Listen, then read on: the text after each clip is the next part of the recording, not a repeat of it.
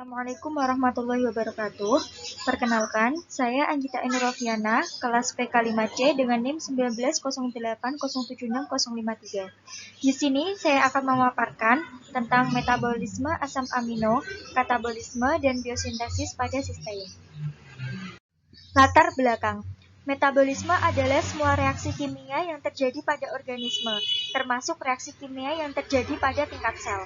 Secara umum, metabolisme memiliki lintasan reaksi kimia organik dua arah. Pada saat yang sama, katabolisme itu sendiri adalah reaksi yang menguraikan molekul senyawa organik untuk mendapatkan energi. Asam amino merupakan substansi dasar penyusun protein dan bisa diproduksi sendiri oleh tubuh untuk keperluan metabolisme dan ditemukan pada semua makanan yang mengandung protein. Menurut Winarno tahun 2004. Berdasarkan kepentingannya dalam pakan asam amino terbagi dua, yaitu asam amino esensial dan asam amino non-esensial. Asam amino esensial adalah asam amino yang tidak bisa diproduksi sendiri oleh tubuh, sehingga harus didapat dari konsumsi makanan. Asam amino esensial penyusun protein diantaranya adalah arginin, histidin, isoleusin, leusin, lisin, metionin, fenilalanin, treonin, triptofan, dan valin. Sedangkan asam amino non-esensial adalah asam amino yang bisa diproduksi sendiri oleh tubuh. Asam amino non-esensial penyusun protein diantaranya adalah alanin, aspargin, aspartat, sistein, glutamat, glutamin, prolin, serin, tirosin, hidroksilisin, dan hidroksiprolin. Kurang lebih 75% asam amino digunakan untuk sintesis protein. Asam-asam amino dapat diperoleh dari protein yang kita makan atau dari hasil degradasi protein di dalam tubuh kita. Protein yang terdapat dalam makanan dicerna dalam lambung dan usus menjadi asam-asam amino yang diabsorpsi dan dibawa oleh darah ke hati. Protein dalam tubuh dibentuk dari asam amino. Bila ada kelebihan asam amino, akan diubah menjadi asam ketokutarat yang dapat masuk ke dalam siklus asam sitrat. Hati adalah organ tubuh di mana terjadi reaksi anabolisme dan katabolisme. Proses metabolik dan katabolik juga terjadi dalam jaringan di luar hati. Asam amino yang terdapat dalam darah berasal dari 3 sumber, yaitu absorpsi melalui dinding usus, hasil penguraian protein dalam sel, dan hasil sintesis asam amino dalam sel. Hati berfungsi sebagai pengatur konsentrasi asam amino dalam darah. Metabolisme asam amino. Metabolisme asam amino adalah salah satu senyawa yang ada di dalam tubuh makhluk hidup yang diantaranya hewan dan manusia yang berguna untuk sebagai sumber bahan utama pembentukan protein dalam tubuh.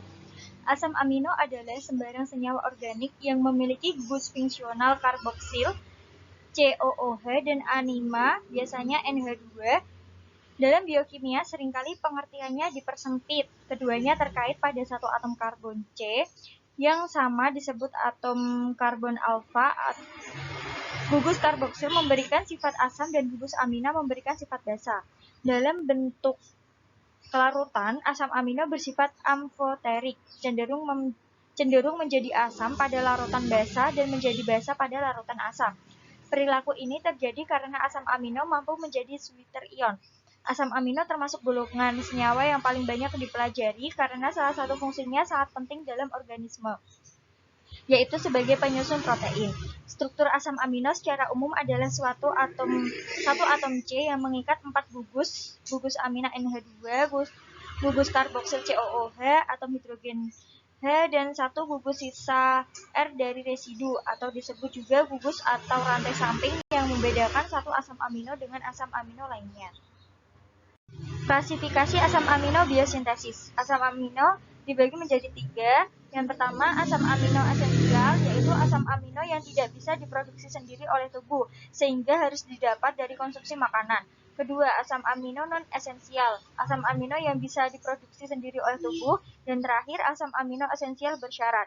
Asam amino esensial bersyarat ini seperti dalam kelompok asam amino non-esensial, tetapi pada saat tertentu, seperti setelah latihan beban yang keras, produksi dalam tubuh tidak secepat dan tidak sebanyak yang diperlukan sehingga harus didapat dari makanan maupun suplemen protein.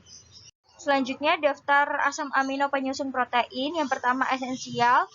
Terdapat arginin, histidin, isoleusin, leusin, lisin, metionin, fenilalanin, treonin, triptofan, dan valin.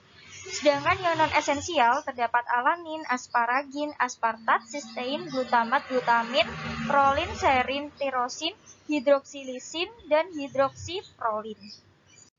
Selanjutnya katabolisme pada sistein. Sistein dengan rumus C3H7NO2S adalah asam amino yang mempunyai gugus sulfihidril yang bersifat hidrofilik dengan berat molekul 121,15. Bila dipaparkan pada udara akan membentuk sistein. Cysteine, di mana dua molekul sistein akan dihubungkan dengan ikatan disulfihida. Satu molekul air akan terbentuk dari setiap satu pembentukan cysteine. Cystein terdapat banyak di dalam keju, unggas ikan, dan produk buncis. Dan ini gambar molekul cystein. Pembentukan cystein adalah hasil perubahan homocystein yang menjadi cystathionin oleh enzim cystathione beta sintase. Selanjutnya, cystathione diubah menjadi cystein melalui enzim cystathionase. Cystein akan diubah menjadi pirufat dan sulfat, di mana sulfat akan diekskresikan dalam urin.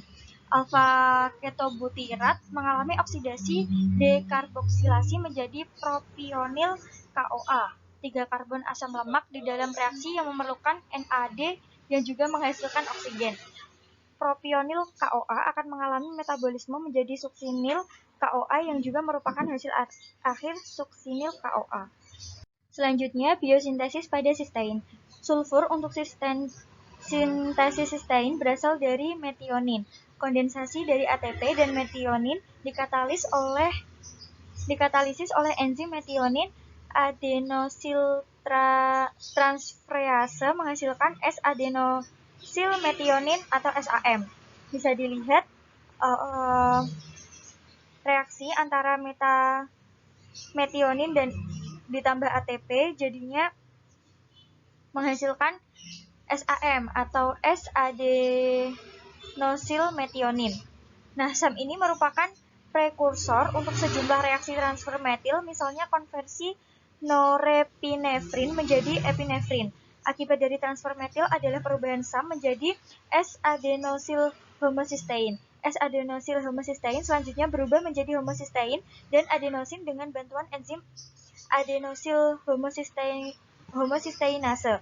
Homocysteine dapat diubah kembali menjadi metionin oleh metionin sintase. Reaksi transmetilasi melibatkan SAM sangatlah penting, tetapi dalam kasus ini peran S-adenosilmetionin dalam transmetilasi adalah sekunder untuk produksi homocysteine secara esensial oleh produk dari aktivitas transmetilase. Dalam produksi SAM, semua fosfat dari ATP hilang, satu sebagai Pi dan dua sebagai PP. Adenosin diubah menjadi metionin bukan AMP.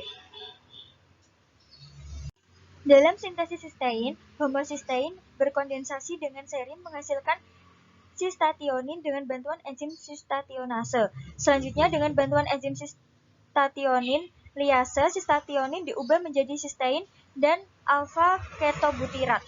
Gabungan dari dua reaksi terakhir ini dikenal sebagai transsulfurasi. Bisa dilihat dalam PPT reaksi proses sintesis sistein. Sekian pemaparan dari saya. Terima kasih atas perhatiannya. Mohon maaf apabila terdapat salah kata, baik disengaja maupun tidak disengaja. Saya akhiri. Wassalamualaikum warahmatullahi wabarakatuh.